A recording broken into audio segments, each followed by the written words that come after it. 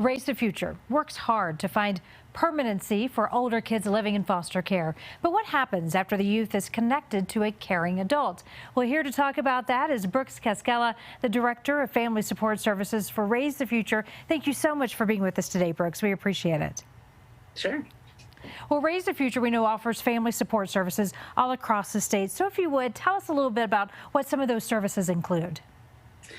We offer TBRI classes, which we'll talk about in a little bit. We also offer in-home coaching, where we walk alongside families around application of the tools and provide the support that they need. We also offer connection groups, and we love our connection groups because they're holistic and they involve the whole family. So the caregivers and the kids all come and we provide the meal and they eat in a communal setting, and then we split them up when we have the caregivers and the kids, and they each learn concurrently in appropriately developmental stages. We also have webinars, so we have ongoing learning around the specific needs of the population that we serve. We also have free respite services in the rural regions of Colorado, and we also provide professional consultation and family navigation services, which is therapeutic case management. So many fantastic things. Brooks, also we know in the last few years, Raise the Future has really stepped up its family services. So why did you decide to do more with that? Because families need it. And what TBRI teaches us is when we see the need, we need to meet the need. And all of us need a level of support, but specifically the families that we serve have a lot of unique challenges.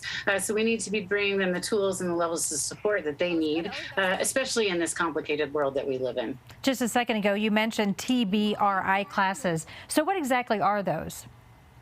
TBRI is trust-based relational intervention, and it's an evidence-based modality, and it really looks at the whole child. It's a very holistic viewpoint where we really want to identify all the aspects of trauma and tough histories and what that can impact and how we can change those impacts. So it gives us that deep understanding and that deep insight from which can come deep compassion, and then it really gives tangible tools that you can use even after the first hour of the training.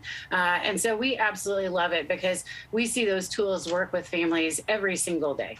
We know you also like to go into the homes and work with these families directly in their homes. Why is that so important?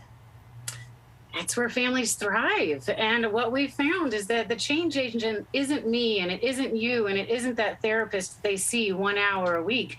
It's the families, it's the caregivers. That's where the real change happens. And so that's really where we want to be providing those services, not to mention the convenience to the families, and that you can really bring such impactful change by working in their natural environments. So who is eligible for these family support services?